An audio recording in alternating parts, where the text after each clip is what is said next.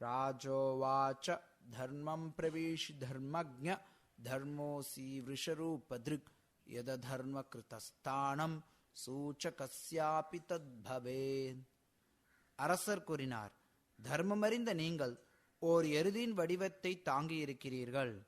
மேலும் அதர்மம் செய்தவனுக்கு ஏற்படும் நிலை அதை குறித்து பேசுபவனுக்கும் ஏற்படும் என்ற தத்துவத்திற்கு ஏற்பவே நீங்கள் பேசுகிறீர்கள்.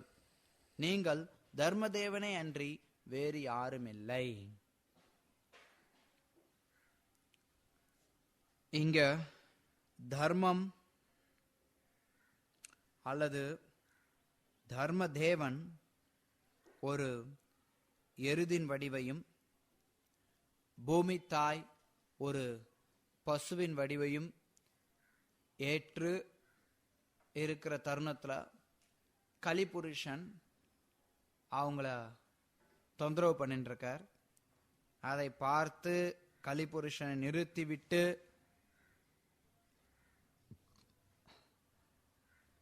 அந்த தருணத்துல பரீட்சித் மகாராஜ் கிட்ட அந்த எருதின் வடிவில் இருந்த தர்மதேவன் பேசிய சில வார்த்தைகளை கேட்ட பிறகு பரீட்சித் மகாராஜ் கொடுக்கக்கூடிய பதில் இது. இங்க ஒரு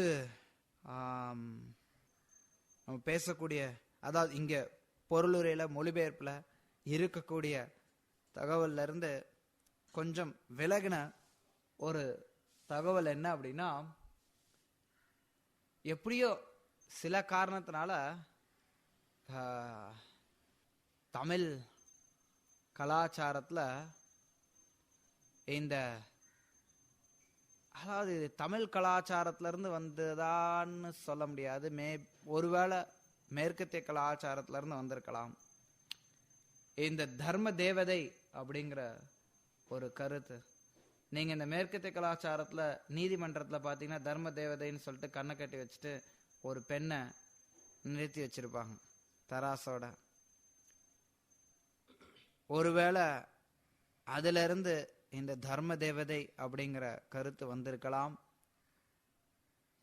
சினிமாலாம் கூட பாத்தீங்கன்னா சில நேரத்தை தர்ம தேவதைன்னு சொல்லிட்டு யாராவது ஒரு பொண்ணை நிறுத்தி வச்சிருப்பாங்க. நம்ம பார்க்குறோம் அந்த மகாபாரதத்துக்கு சம்பந்தம் இல்லாம ஒரு கர்ணன் படம் எடுத்தாங்க. அதுல கூட பார்த்தோம்னா கடைசி நேரத்துல கர்ணன் கிட்ட வந்து தர்ம தேவதை பேசுற மாதிரி ஒரு காட்சியை ஏற்பாடு பண்ணியிருப்பாங்க. சாஸ்திரங்கள்ல நாம பார்க்கும்போது தர்ம தேவன் அதுதான் குறிப்பிடப்படுறதை நாம பார்க்கிறோம். அது ஆண் பால்ல தான் சொல்லப்படுது. தர்ம தேவதா சமஸ்கிருதத்துல, தேவதா கிடையாது. தேவதான்னா பெண் பால், தமிழ்ல வரும்போது தேவதைன்னு வரும். தேவதா அப்படிங்கிறது ஆண் பால், தமிழ் அல்லது தேவ, தர்ம தேவ, இவன் தேவதா, தேவ தர்ம தேவ. இங்க கூட தெளிவா பார்க்கிறோம். ஒரு எருது அப்படிங்கும் போதே அதுவும் வந்து ஒரு ஆண் பால். துரதிருஷ்டவசமா இத தேவதா, தேவதா, தேவதா அப்படின்னா ஆண் பால், தேவதா அப்படின்னா பெண் பால் ஹிந்தியில. ஆண் எல்லாமே அதே மாதிரி தான் வரும். ஆண் பால் பெண் பால். ஆ கிருஷ்ண ஆண் பால், கிருஷ்ணா பெண் பால். ராம ஆண் பால், ராமா பெண் பால். சமஸ்கிருதத்துல அந்த மாதிரி ஏற்பாடுகள் இருக்கு. இதை மொழிபெயர்ப்பு செஞ்சவங்க தமிழ்ல தர்ம தேவதைன்னு கொடுத்துட்டாங்க. ஒருவேளை அவங்களும் அந்த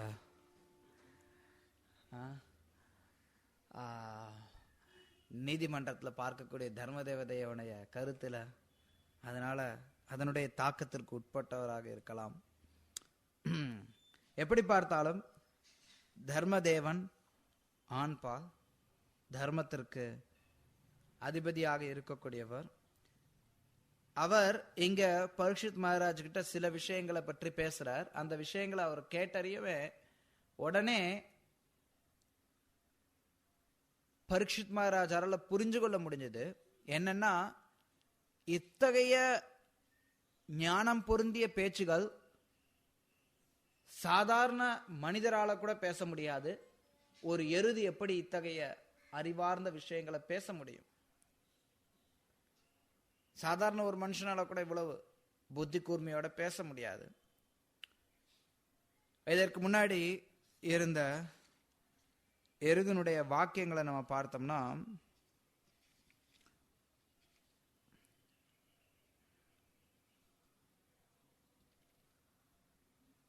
முதல்ல ராஜா கிட்ட சொல்லுது அந்த எருது, உங்களால் பேசப்பட்ட இவ்வார்த்தைகள் பாண்டவ வம்சத்தைச் சேர்ந்த ஒருவருக்கு மிகவும் பொருத்தமானவை ஆகும். பரமபுருஷராகிய பகவான் ஸ்ரீகிருஷ்ணனும் கூட பாண்டவர்களின் பக்தி பூர்வமான தகுதி முறைகளால் கவரப்பட்டு ஒரு தூதருக்குரிய கடமைகளை செய்தார். முதல்ல அந்த எருது ராஜாவை பார்த்தறியும் அவர் எந்த வம்சத்தை சார்ந்தவர் அப்படிங்கிறத கண்டுபிடிச்சு சொல்லுது. இதுவே ஒரு ஆச்சரியமான விஷயம். சாதாரண எருதினால நிகழக்கூடிய காரியம் அல்ல. மனிதருள் மிகச்சிறந்தவரே, சாஸ்திர அனுபவமற்ற தத்துவவாதிகளின் வெவ்வேறு அபிப்பிராயங்களால் நாங்கள் குழப்பமடைந்திருப்பதால் எங்களுடைய துன்பங்களுக்கு காரணமான கயவனை ஆராய்ந்தறிவது மிகவும் கடினமாக உள்ளது. அதாவது கண்ணு முன்னாடி அதனுடைய துன்பத்திற்கு காரணமான நபர் நின்றுட்டு இருக்கான். இருந்தாலும் இங்க எருது என்ன சொல்லுதுன்னா, சாஸ்திர அனுபவமற்ற தத்துவவாதிகள் பல்வேறு அபிப்பிராயங்களை கொடுக்கறாங்க. அவங்க கொடுக்கக்கூடிய அபிப்பிராயங்கள்னால நாங்க குழம்பி இருக்கிறோம். அதனால எங்களுடைய துன்பத்துக்கு காரணம் என்னன்னு எங்களுக்கு தெரியல. அதாவது சில பேர் என்ன சொல்றாங்க, ஒருத்தருடைய துன்பத்துக்கு அவன் தான் காரணங்கிறான், சில பேர் ஏதோ காரணம் சொல்றான். ஒவ்வொருத்தரும் ஒவ்வொரு காரணம் சொல்றாங்க. காரணம் அப்படிங்கிறது எது என்ன காரணமா இருக்கு அப்படிங்க, ஒரு செயல் நடைபெறதுக்கு என்ன காரணமா இருக்கு அப்படிங்கிறத இது உபனிஷத்துகள்ல வெவ்வேறு தத்துவவாதிகளுக்கு மத்தியில ஒரு பெரிய விவாதத்திற்குரிய ஒன்று. ஏன் இந்த செயல் நடக்குது? நிறைய நம்ம பார்த்தோம்னா பகவத்கீதையில பாகவதத்துல இந்த விஷயங்களும் அங்கேயும் ரொம்ப விரிவா விளக்கப்பட்டிருக்கு. ஒரு செயல் நடைபெறதுக்கு என்ன காரணம் அப்படிங்கிறது,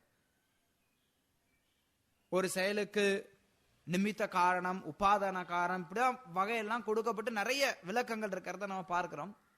இது பகவத்கீதை அணுகணும் அப்படின்னா நமக்கு தெளிவா புரியுது. ஒரு செயல் நடைபெறதுக்கு ஜீவன் முக்கிய காரணமா சொல்ல, அதாவது ஜீவன் விருப்பம், ஜீவனுடைய விருப்பம் முதல் காரணமா அமையுது, முக்கிய காரணம் முதல் காரணமா அமையுது. பகவான் அதை அனுமதி கொடுக்கிறார், அதனால அவர் முக்கிய காரணமா அமைகிறார். ஜட இயற்கையின் மூலமா அந்த செயலானது நிறைவேற்றப்படுது. இப்படி 3 விதமான காரணங்களை நம்ம பார்க்கிறோம். பகவத்கீதையில விளக்கப்படுது. கீதையில இன்னொரு இடத்துல கிருஷ்ணன் 5 காரணங்களாகவும் குறிப்பிடுறார். ஆனா சாஸ்திர அனுபவம் இல்லாத தத்துவவாதிகள் ஒரு செயலுக்கு என்ன காரணம் அப்படிங்கிறத ஒவ்வொருத்தரும் ஒவ்வொரு விதமான அபிப்பிராயங்கள் கொடுப்பாங்க. அந்த அபிப்பிராயங்களை கேட்டு நாங்கள் குழம்பி இருக்கிறோம், அதனால எங்களுடைய துன்பத்துக்கு என்ன காரணம்னு தெரியலங்குது. அடுத்து சொல்லுது, எல்லா வகையான இருமைகளையும் ஒப்புக்கொள்ள மறுக்கும் சில தத்துவவாதிகள் ஒருவரது சொந்த இன்ப துன்பங்களுக்கு அவரே பொறுப்பாளி என்று கூறுகின்றனர். பிறர் அமானுஷ்யமான சக்திகளே அதற்கு பொறுப்பு என்றும் மற்றவர்கள் செயல்தான் அதற்கு பொறுப்பென்றும் கூறுகின்றனர். ஆழ்ந்த பௌதிகவாதிகளோ இயற்கைதான் முடிவான காரணம் என்று கூறுகின்றனர். அதாவது இங்க வெவ்வேறு தத்துவவாதிகளுடைய தத்துவங்கள் அது எல்லாவற்றையும் தர்மதேவன் குறிப்பிடுறார். சில பேர் என்ன பண்றாங்கன்னா, இன்ப துன்பம் மகிழ்ச்சி, இன்ப துன்பம் இந்த மாதிரி இருமைகளே கிடையாது அப்படிங்கிறத சொல்லக்கூடியவங்க ஒருத்தருடைய இன்ப துன்பங்களுக்கு அவன் தான் பொறுப்பாளிங்கிறாங்க. சில பேர் எல்லாம் தேவர்களால் நடத்தப்படுது, ஒண்ணுக்கு ஒண்ணுமே கிடையாது அப்படிங்கிறாங்க. சில பேர் செயல்தான் இதுக்கு பொறுப்புங்கிறாங்க. நீ என்ன காரியம் செஞ்சியோ அதுக்கு தகுந்த விளைவை நீ அனுபவிக்கிற அப்படிம்பாங்க. சில பேர் என்ன சொல்றாங்கன்னா, இயற்கை தான் காரணம்னு சொல்லிடுறாங்க பௌதிகவாதிகள். இப்ப அடுத்து தொடர்ந்து சொல்லுது, விவாதத்தினால் துன்பத்திற்கான காரணத்தை விசாரித்து விவாதத்தினால் துன்பத்திற்கான காரணத்தை விசாரித்து அறியவோ அல்லது கற்பனையின் மூலமாக அதனை அறியவோ அல்லது வார்த்தைகளால் அதனை விவரிக்கவோ ஒருவராலும் முடியாது என்பதை நம்பும் சில அறிஞர்களும் உள்ளனர். ராஜரிஷியே, இதில் எது பொருத்தமானது என்பதை உமது புத்தியால் நீரே ஆராய்ந்து கொள்ளும். ஏன் கஷ்டப்படுறேன்னு கேட்டா, ஒரு தத்துவத்தை சொல்லி இதுல எது சரிங்கிறத நீயே தெரிஞ்சுக்கோ. உங்களால முடிஞ்சா கண்டுபிடிச்சுக்கோங்க, நீங்களே கண்டுபிடிச்சுக்கோங்க. நீங்க தான் ராஜரிஷி ஆச்சே. இது நம்ம சில நேரத்தை கீதையில கூட பார்க்கலாம். கிருஷ்ணர் இந்த மாதிரி அப்படி கொக்கி போடுவார், அர்ஜுனனும் அதே மாதிரி கொக்கி போடுவான்.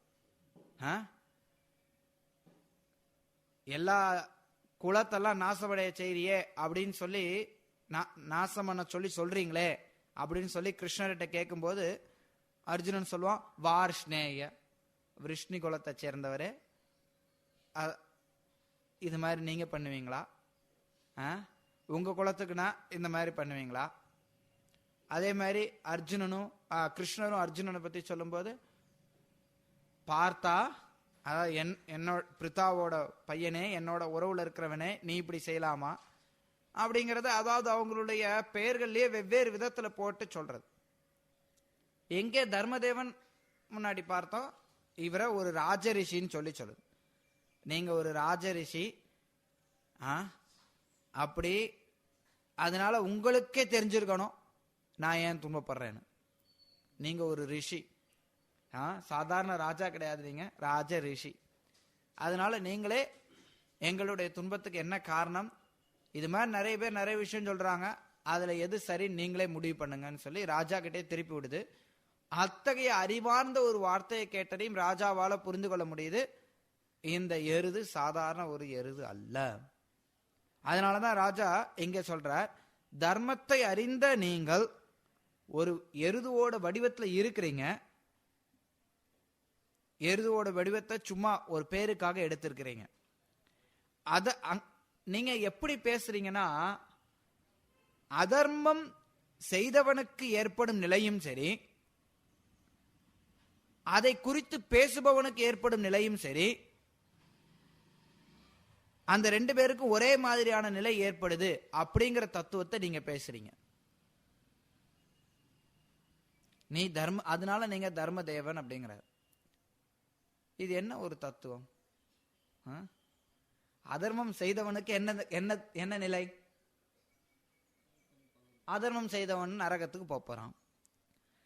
அதர்மம் செய்பவரை பற்றி பேசுறவன் அவன் என்ன நிலைமைக்கு வர போறான்? அவனுக்கு நல்ல நிலைமைக்கு போறான். அதர்மத்தை எதிர்க்கக்கூடியவன், அதர்மத்தை குறித்து பேசக்கூடியவன், இது ரெண்டு பேருக்கும் நிச்சயமா ஒரே நிலை கிடையாது. ஆனா இங்க ரெண்டு பேருக்கும் ஒரே நிலை ஏற்படும் சொல்லப்படுது. அப்படி பேசக்கூடிய தத்துவத்தை நீங்க பேசுறீங்க அப்படின்னு பரீட்சித் மகாராஜ் இங்க சொல்றார். இது எப்படி நம்ம புரிஞ்சுக்கிறது?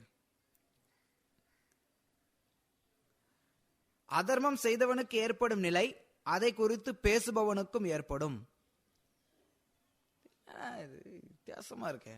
அதர்மத்தை குறித்து பேசுறவனுக்கு அதர்மம் செய்யறவனுக்கு வரக்கூடிய நிலை ஏற்படுமா? அப்படின்னா அதர்மம் செய்பவனாகட்டும், அந்த அதர்மத்தை ஒரு குறிப்பிட்ட நபர் செய்கிறான் அப்படின்னு பேசுபவனாகட்டும், அவங்க ரெண்டு பேருமே அறியாமையிலிருந்து பேசுறாங்க. அதாவது ஒருத்தன் அதர்ம காரியத்தை செய்யறான், இன்னொருத்தன் அவன் அதர்மம் செய்யறான் அப்படிங்கறத பத்தி பேசுறான்.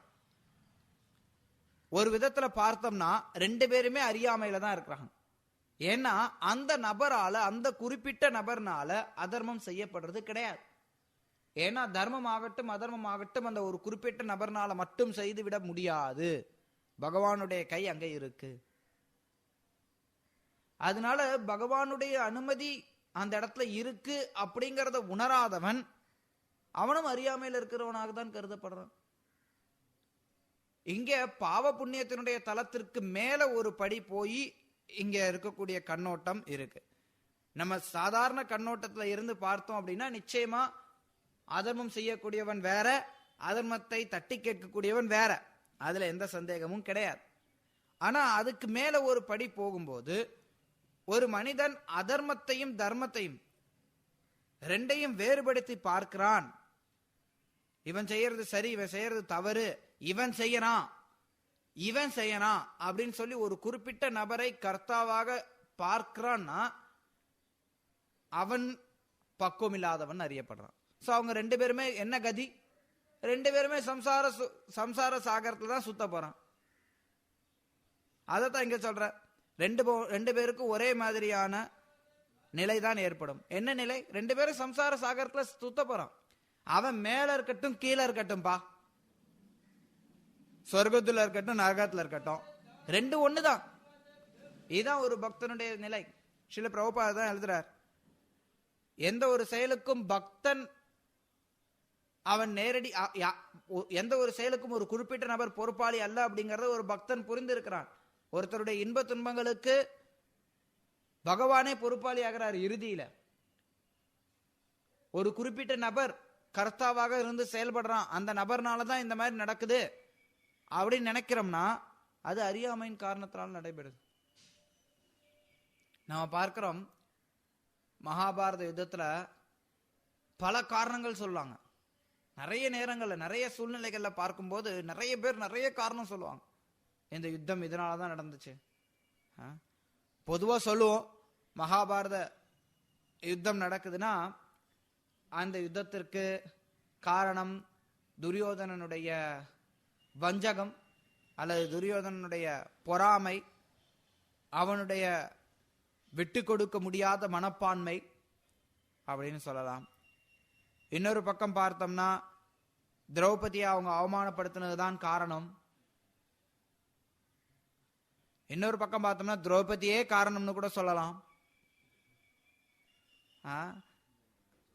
திரௌபதி மேற்கொண்ட சபதம், திரௌபதி துரியோதனனை பார்த்து ஏளனமாக சிரித்தது, இப்படி சொல்லலாம். இல்ல இந்த போர் நடைபெறதுக்கு திருதராஷ்டிரர் காரணம்னு சொல்லலாம். அவர் எல்லாரையும் கண்டுகொள்ளாமல் விட்டுவிட்டார். அங்கங்க சுத்தனம்னா எல்லாரையுமே காரணம்னு சொல்லலாம். சகுனிய காரணம்னு சொல்லலாம், பீஷ்மரை கூட காரணம்னு சொல்லலாம். பீஷ்மர்லாம் இருந்த காரணத்தினாலதான் துரியோதனன் தைரியத்தோட சண்டைக்கு வந்தான்.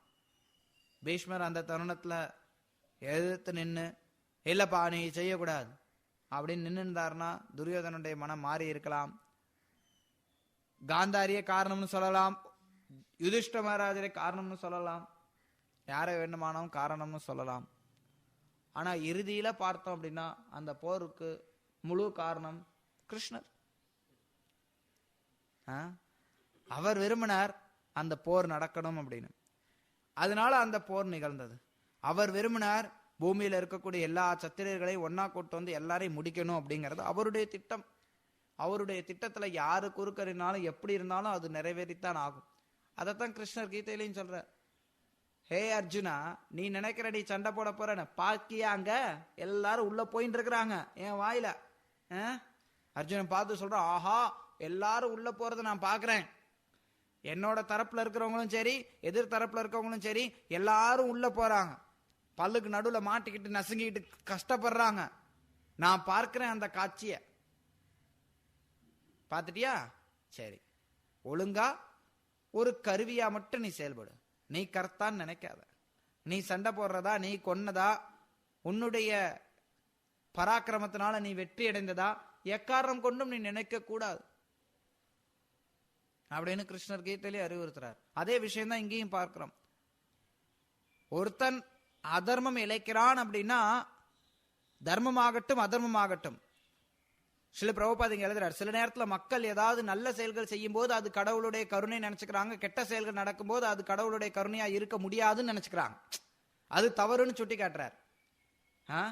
சில நேரத்துல ஏதாவது ஒரு நல்லது நடக்குதுன்னா மக்கள் எல்லாம் கடவுளுடைய கருணைங்க நடந்துருச்சுங்க அப்படின்னு ஏற்றுக்கொள்வார்கள். கெட்டது நடக்கும் போது அதுவும் கடவுளுடைய ஏற்பாட்டின் படிதான் நடக்குதுங்கிறத ஒருத்தர் கற்றுக்கொள்ள ஒருத்தர் தெரிஞ்சுக்கணும். தீமை நிகழ்ந்தால் கூட அதுவும் கிருஷ்ணருடைய ஏற்பாடு தான். ஏதோ ஒரு காரணத்துக்காக. அது அவருடைய சொந்த காரணம். என்ன காரணம் அப்படிங்கிறது சில நேரத்துல நம்மளால புரிந்து கொள்ள முடியாது. அதுக்கப்புறம் அந்த காரணம் செயல்பாட்டுக்கு வந்த பிறகு இந்த காரணத்தினாலதான் இது பகவான் இப்படி பண்ணினார் அப்படின்னு சொல்லி விளக்கம் கொடுக்கலாம். ஆனா அந்த தருணத்துல என்ன காரணம் அப்படிங்கறத புரிஞ்சுக்கவே முடியாது. அதனாலதான் இங்க சொல்லப்படுது, பிரபுபாத் இங்க சொல்ற, சில நேரத்துல யாருக்காவது ஏதாவது நன்மை நடந்ததுன்னா, லாபம் கிடைச்சது அப்படின்னா உடனே அவங்க இது கடவுளுடைய கிருப்பைம்பாங்க. நஷ்டம் நடக்கும்போது இதுவும் கடவுளுடைய கிருப்பைன்னு சொல்லி புரிஞ்சுக்கிறதுக்கு முடியாது. பிரபுபாத் இங்க ஒரு உதாரணம் கொடுக்கிறார். இயேசு கிறிஸ்துவ அவர் தனக்கு துன்பம் வந்த போது அது பகவானுடைய விருப்பம் அப்படின்னு எடுத்துக்கிட்டார். எடுத்துட்டு இந்த குற்றம் இழைத்தவர்கள் எல்லாம் தண்டனை கொடுக்க வேண்டாம், ஏன்னா இவங்க குற்றவாளிகள் கிடையாது. ஒரு விதத்துல அவங்க குற்றவாளிகள் தான்.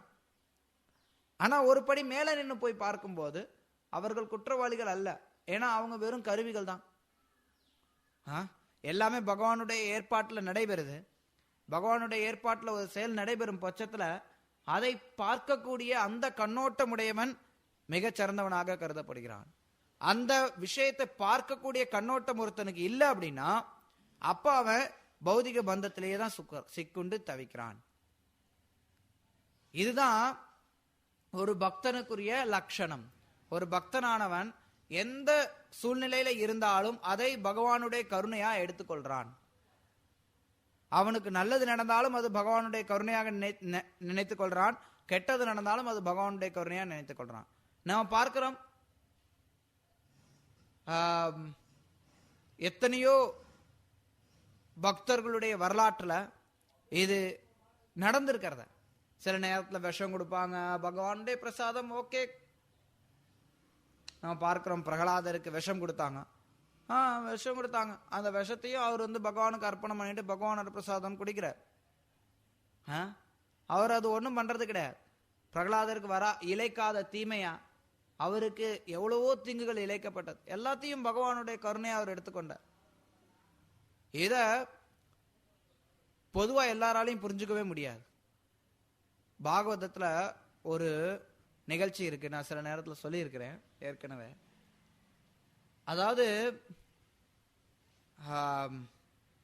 சித்திரகேது, மன்னர் சித்திரகேது, அவர் அப்படியே கைலாயம் வழியா பயணம் பண்ணிட்டு இருக்கிறார். அங்க அவர் பார்க்கிறார், சிவனுடைய மடியில பார்வதி உட்கார்ந்து இருக்காங்க. சிவன் பல்வேறு ரிஷிகளுக்கு மத்தியில பேசிட்டு இருக்கிறார்.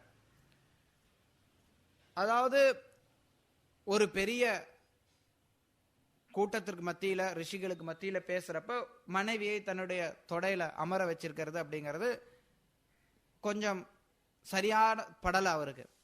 அதனால அவர் அதை பத்தி சில வார்த்தைகள் பேசுறார். அதுல கோபம் அடைஞ்சு பார்வதி தேவி சித்திரகேதுக்கு சபிச்சிடுறாங்க, நீ போய் அசுரனா பிறப்ப அப்படின்னு சொல்லி சபிச்சிடுறாங்க. அப்ப சித்திரகேது அதனால கொஞ்சம் கூட சஞ்சலம் அடைய மாட்டார். கொஞ்சம் கூட சஞ்சலம் அடையாதப்ப அதை பார்த்து பார்வதி தேவி அவங்க சஞ்சலம் அடைவாங்க. என்னது இது, நான் இவ்வளவு பெரிய சாபம் கொடுத்திருக்கேன், என்னோட சாபத்தை கேட்டும் கூட இவங்க கொஞ்சம் கூட சஞ்சலம் அடையலையே.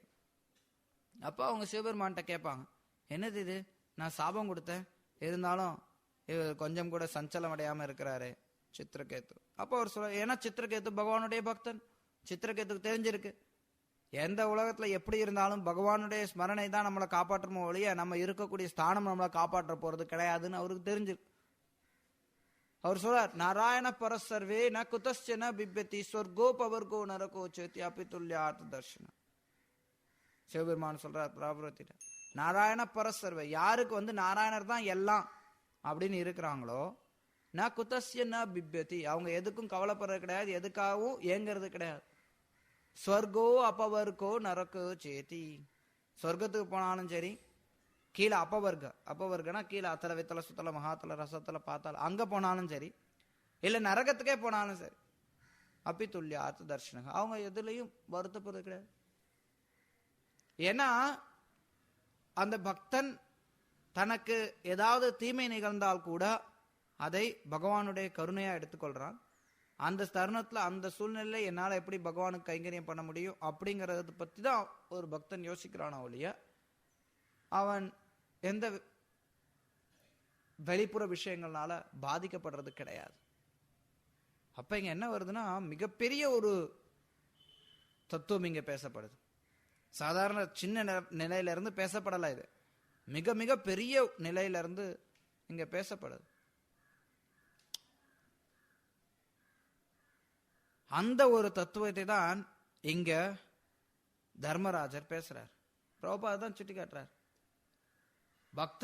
பக்தனால மட்டும்தான் இந்த ஸ்தானத்துல இருக்க முடியும், வேற யாராலும் இந்த மாதிரியான ஒரு ஸ்தானத்துல இருக்க முடியாது.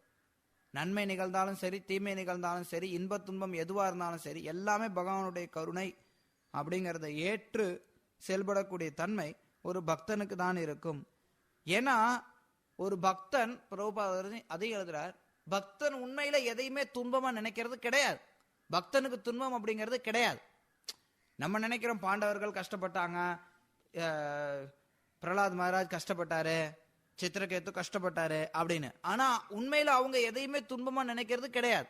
ஏன்னா அவங்க அதை ஒரு துன்பம் அப்படிங்கிற கருத்தே அவங்க கிட்ட கிடையாது, இன்பம் அப்படிங்கிற கருத்தும் கிடையாது. பக்தனானவன் இன்பம் துன்பம் வெற்றி தோல்வி இது எல்லாத்தையுமே சமமா பார்க்கிறான். அதனால இது கூட சில நேரத்தில் புரிஞ்சுப்பாங்க, பக்தன் வந்து துன்பத்தை வந்து துன்பமா நினைக்கிறது இல்ல. சரிங்க, அது எப்படிங்க இன்பத்தையும் இன்பமா நினைக்கிறது இல்ல? கிடையாது. ஏன்னா இன்பமும் இன்பம் கிடையாது, துன்பமும் துன்பம் கிடையாது, இன்பமும் இன்பம் கிடையாது. ஒரு பக்தனை பொறுத்த வரைக்கும் எல்லாமே ஒரு விதத்துல பார்த்தோம் அப்படின்னா ரெண்டுத்துக்குமே நடுநிலையில இருக்கிறான் பக்தன். இன்னொரு விதத்துல பார்க்கும்போது இந்த பௌதிக உலகத்தை சார்ந்த எல்லா விஷயங்களுமே பக்தன் அதை ஒரு துன்பமாகத்தான் கருதுகிறான். நேரடியா துன்பம், எனக்கு வலியா இருக்கு, எனக்கு கஷ்டப்படுறேன், அந்த மாதிரியான துன்பம்னு கிடையாது. ஆனா எப்படி பார்த்தாலும் இந்த உலகத்தை சார்ந்த விஷயங்கள் எதுலையுமே ஒரு பக்தனுக்கு ஆர்வம் கிடையாது. இன்பமாகட்டும் துன்பமாகட்டும் ரெண்டுமே பொருட்படுத்துறது கிடையாது. ஏன்னா ஒரு பக்தன் உணர்வு ரீதியாவே அவனை அது பாதிக்கிறது கிடையாது. வெளிப்புற உடலுக்கு நிகழக்கூடிய விஷயங்கள் ஒரு பக்தரை பாதிக்கிறது கிடையாது. இது அவ்வளவு எளிதான சூழ்நிலை கிடையாது. இங்க பேசக்கூடிய நிலையானது, இங்க தர்மதேவன் எடுத்துரைக்கக்கூடிய ஸ்தானம், இது அவ்வளவு எளிதில் யாராலையும் புரிஞ்சுக்க முடியாது. அதை பார்த்தீங்கன்னா பரீட்சித் மகாராஜ் எளிமையா கண்டுக்கிறார், இது நிச்சயமா தர்மதேவனா தான் இருக்கணும், வேற யாராலையும் இப்படிலாம் இவ்வளவு நுணுக்கமான தத்துவம்லாம் பேச முடியாது. வேற யாரும் இவ்வளவு உயர்ந்த நிலையில இருந்து பார்க்க மாட்டாங்க. எல்லாரும் சாதாரண பௌதிக தளத்துல இருந்து தான் பார்ப்பாங்க. சாதாரண பௌதிக தளத்துல ஒரு நீதி இருக்கு, அந்த நீதியை தான் நிலைநாட்ட வேண்டியது மன்னருடைய கடமையாகுது. அந்த நீதியை நிலைநாட்டுறதுக்காகத்தான் பரீட்சித் மகாராஜ் வரார். ஆனா தர்ம எண்ணத்தை பத்தி பேசுதுன்னா அதுக்கு மேல இருக்கக்கூடிய ஒரு நீதியை பத்தி பேசுது. அதாவது என்ன முயற்சி எடுத்தாலும் இதுல இருந்து பரீட்சித் மகாராஜனும் தெரிஞ்சுக்கிறார், என்ன ஆனாலும் கலி உள்ள வரணும் அப்படிங்கிறது பகவானுடைய விருப்பம். அத பரீட்சித் மகாராஜால் நிறுத்த முடியாது, யாராலையும் நிறுத்த முடியாது. உண்மையில பார்த்தோம் அப்படின்னா நம்மளால சில நேரத்துல நம்ம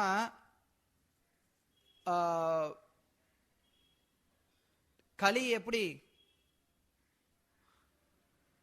தடுத்து நிறுத்துறது அப்படின்னா, பொதுவா நம்ம சொல்லுவோம், ஒருத்தர் ஹரிநாம சங்கீர்த்தனத்தை ஈடுபடும் போது கலியானது தடுத்து நிறுத்தப்படுது.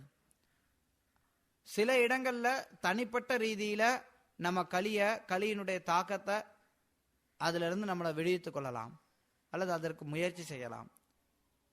ஏன்னா இதெல்லாம் நம்மளை பாதிக்கிறதுனால நம்ம கலியினுடைய விஷயங்கள் பாதிக்குது.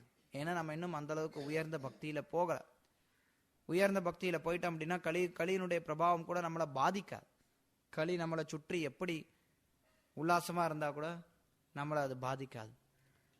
ஆனா பொதுவா நம்ம பாதிக்கப்படுறோம். எப்படி பார்த்தாலும் கலியை நம்மளால நிறுத்த முடியாது. அதுக்கு நம்ம தடுப்பூசி போடணும். பிரபுபாத் ஒரு இடத்துல சொல்லுவார், அவர்கிட்ட இதே மாதிரி தான் ஒரு கேள்வி கேட்டாங்க. சரியா கேள்வி என்னன்னு ஞாபகம் இல்லை, ஏறக்குறை இந்த கருத்து தான் அந்த கேள்வியில கேட்டாங்க. ஒரு பக்கம் நீங்க சொல்றீங்க இந்த உலகத்துல எல்லாம் மோசமா தான் போயிட்டு இருக்கும் அப்படின்னு சொல்லி, இன்னொரு பக்கம் நீங்க சொல்றீங்க ஹரிநாமத்தை சொல்லுங்க உங்களுக்கு எல்லா இதுவும் தீர்வாயிடும் அப்படின்னு சொல்றீங்க. கலியினுடைய பிரபாவம், களி முன்னேறி போறது அப்படிங்கிறது பகவானுடைய விருப்பம். அவர் தான் அமைச்சிருக்கிறார் சத்திய திரேதா துவாபர களி அப்படின்னு. அப்ப அது மாதிரி தானே செயல்பட்டு ஆகணும். அது எப்படி மாறுமா என்ன? அது மாறாது. அப்ப எதுக்கு நம்ம பிரச்சாரம் பண்ணணும்? அப்ப எதுக்கு நம்ம இந்த செயல்கள்லாம் செய்யணும்? எப்படி இருந்தாலும் களி தான் வெற்றியடைய போகுது, களி தான் முன்னேறி போயிட்டு இருக்க போகுது, நம்ம எதுக்காக செய்யணும்? அப்ப பிரபுபாத் சொன்னார், ஒரு ஊர்ல ஒரு நோய் பரவுது அப்படின்னு சொல்றாங்கன்னா நோய் பரவேண்டிதான் இருக்கும். ஆனா அதே நேரத்தில் தடுப்பூசி போட்டுக்கோன்னு சொல்றதுல யாரு தடுப்பூசி போட்டுக்கிறாங்களோ அவங்க அந்த நோயில இருந்து காப்பாற்றப்படுறாங்க, நோயினுடைய பாதிப்புல இருந்து. ஸோ அது மாதிரி இந்த ஹரிநாமம் அப்படிங்கிறது இந்த கலியினுடைய பிரபாவத்துல இருந்து நம்மளை விடுவிச்சுக்கிறதுக்கான ஒரு தடுப்பூசி.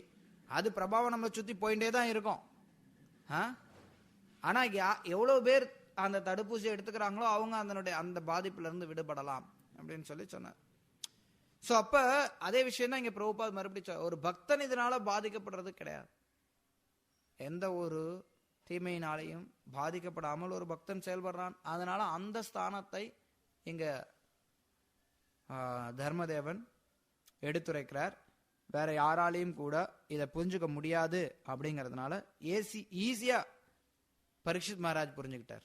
இது தர்மமாகத்தான் இருக்கணும், வேற யாராலையும் சொல்ல முடியாதுங்கிறது. ஹரே கிருஷ்ணா. ஒருத்தன் பசு வதைக்கிறவன் அறியாமையில பண்றான், தடுக்கிறவன் அறியாமையில தடுக்கிறானா? அப்படிதான் நம்ம எடுத்துக்கிறதா? அதாவது ஒரு விதத்துல அதாவது இங்க இருக்கக்கூடிய உயர்ந்த தத்துவத்து ரீதியில பார்க்க போனோம்னா, இந்த குறிப்பிட்ட நபர் பசு வதைக்கிறாங்க அப்படின்னு ஒருத்தன் நினைச்சு செயல்படுறான் அப்படின்னா அவன் அறியாமையில செயல்படுறவனா சொல்லப்படுறான். அதே நேரத்தில் பொதுவான தர்மம்னு ஒன்று இருக்கு, பொதுவான செயல்பாடுன்னு ஒன்று இருக்கு. அதன்படி பசு வதைக்கிறது அப்படிங்கிறது பாவம், அந்த வதையை நிறுத்துறது அப்படிங்கிறது புண்ணியம். ஸோ அந்த பாவ புண்ணியம் ரெண்டுத்துக்குள்ளார வருது. இங்க பேசக்கூடியது பாவ புண்ணியத்துக்கு அப்பாற்பட்ட நிலையை பற்றி பேசுது. அதுக்காக சரி பரவாயில்ல நீங்க சொல்லிட்டாங்க, பசு வதை பண்றவனும் அவன் எதுவும் பண்றது கிடையாது, அதனால ஏன் அவனுக்கு தண்டனை கொடுக்கணும்? அப்படி கிடையாது. எந்த ஒரு குற்றமும் ஒரு குற்றவாளியினால செய்யப்படுறது கிடையாது. அப்படி ஒரு ஒரு விஷயத்தை அல்லது ஒரு செயலை, ஒரு குற்றத்தை, குறிப்பா குற்றத்தை பத்தி பேசுறாங்க, ஒரு குற்றத்தை ஒரு குற்றவாளி செய்யறான்னு ஒருத்தர் நினைச்சான் அப்படின்னா அவன் அறியாமல் இருக்கிறதா அர்த்தம். அதுக்காக அந்த குற்றம் செய்த நபருக்கு தண்டனை கொடுக்க கூடாதுங்கிறதும் கிடையாது. சாதாரண தர்மத்தின் அடிப்படையில் அந்த குற்றவாளிக்கு தண்டனை அப்படிங்கிறது அவசியமாகுது. ஏன்னா அதன் மூலமா அவன் மேலும் துன்பப்படாமல் இருக்க பாதுகாக்கப்படுறான். ஆனா அதே நேரத்தில் ஒரு ராஜரிஷி இதையும் உணர்ந்து செயல்பட வேண்டியதா இருக்கு. அவன் குற்றவாளி அல்ல, ஏன்னா அவன் மட்டுமே குற்றவாளியா இருந்துட முடியாது. நீங்க ஒருத்தவங்க ஒரு பாம் வச்சு 100 பேரை கொல்றான்னு வச்சுக்கோங்க, அந்த குண்டு வச்சவன் நிச்சயமா குற்றவாளி. அவனா அந்த குற்றத்தினால 100 பேர் செத்து போனான். ஓகே, அதே குற்றவாளி அதுக்கு முன்னாடி இதை விட பல மடங்கு சக்தி வாய்ந்த குண்டு எங்கேயாவது வச்சிருக்கலாம், அதுல எவனுமே சாகாம காப்பாற்றப்பட்டிருக்கலாம். இல்ல அந்த குண்டே கூட வெடிச்சிருக்கலாம், வெடிச்சும் கூட யாரும் சாகாம இருந்திருக்கலாம். அப்ப அவன் குற்றவாளியா இல்லையா? ஒரு விதத்துல பார்த்தா அப்பயும் அவன் குற்றவாளி தான். ஆனா அப்ப அவனுடைய குற்றத்தினால அந்த தருணத்துல யாருமே சாகல, இன்னொரு தருணத்துல 100 பேர் செத்துருக்காங்க. எப்படி அது நடக்குது? ஏன்னா பகவானுடைய அனுமதி அந்த இடத்துல வருது. பகவானுடைய அனுமதி இல்லாம குற்றம் கூட நடைபெற முடியாது. இதை பார்க்க தெரிந்தவன் உண்மையான பார்வையாளன். பகவானுடைய கை எல்லாத்துலயும் இருக்கு. அது அவங்கவுங்களுடைய கர்மா, அவங்க பகவானுடைய விருப்பம், பலவிதமான காரணங்கள் இருக்கலாம், பலவிதமான காரணம் நம்ம சொல்லலாம். ஆனா இறுதியில பகவானுடைய கை அந்த இடத்துல இருக்கு. அது இருக்கிறதுனாலதான் நடைபெறுதுங்கிறத ஒருத்தன் புரிஞ்சுக்கிறான். அதுதான் இங்க பேசணும். அதுக்காக கொண்டு வச்சான், அதெல்லாம் பகவானுடைய காரியங்களால நடந்துச்சு, இவனுக்கு எதுக்கு தண்டனை கொடுக்கணும் அப்படிங்கிறது கிடையாது. அப்படி யாராவது சொன்னான்னா சரி, உனக்கு தண்டனை கொடுக்கறதும் கூட பகவானுடைய ஏற்பாட்டாக தான் நடக்குது. நான் தண்டனை கொடுக்கல, அதுவும் பகவானுடைய ஏற்பாட்டில் தான் அந்த தண்டனை நடக்குது. அதனால தண்டனை அனுபவிச்சுட்டு போ. ஸோ நடைமுறையில சில விஷயங்கள், ராஜாக்கள், இந்த குற்றம் அதெல்லாம் வரும்போது சில விஷயங்கள் பார்க்க வேண்டியது இருக்கு. அதே நேரத்தில் தத்துவ ரீதியா ஒருத்தர் எந்த விஷயங்களை புரிஞ்சுக்கணும் அப்படிங்கிறது தான் எங்க வருது.